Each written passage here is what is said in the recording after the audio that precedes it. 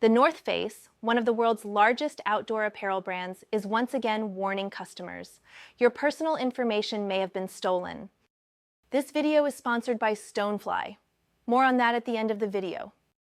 In April 2025, the company's website, thenorthface.com, was hit by a credential stuffing attack, a type of cyber attack where hackers use stolen login credentials from past breaches to break into user accounts.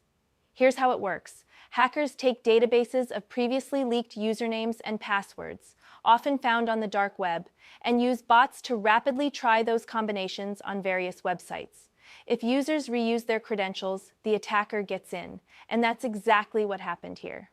On April 23, 2025, the North Face detected unusual activity on their site.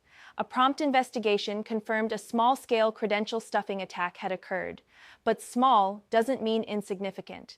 The compromised data includes full names, purchase history, shipping addresses, email addresses, dates of birth, phone numbers. Thankfully, no payment card details were exposed. Transactions on the site are handled by a third-party provider, and the North Face does not store full payment data, just tokens to process orders. Still, the breach is serious. And here's the kicker. This is not a first for the North Face. In fact, this is the fourth credential stuffing incident since 2020.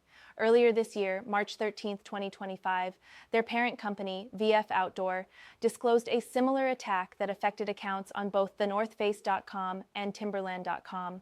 That breach compromised 15,700 accounts. In November 2020 and September 2022, over 200,000 customers were impacted by credential-based breaches. And worst of all, in December 2023, the North Face was struck by a ransomware attack that hit 35 million customers. So why does this keep happening?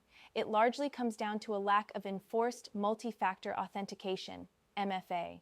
Credential stuffing relies on people reusing passwords, but even if your password is compromised, MFA can block the login attempt. Despite this, the North Face hasn't made MFA mandatory for all accounts, a decision that's now cost them and their customers dearly. As of now, affected users are receiving breach notification letters. A sample notice filed with the Vermont Attorney General confirms the attack and outlines the data exposed. The company hasn't disclosed how many customers were affected this time, and so far, they haven't responded to requests for further details. If you're a customer of the North Face, here's what you should do immediately. Change your password, especially if you reused it across multiple sites. Enable MFA on your account if it's available. Monitor your emails and bank accounts for suspicious activity.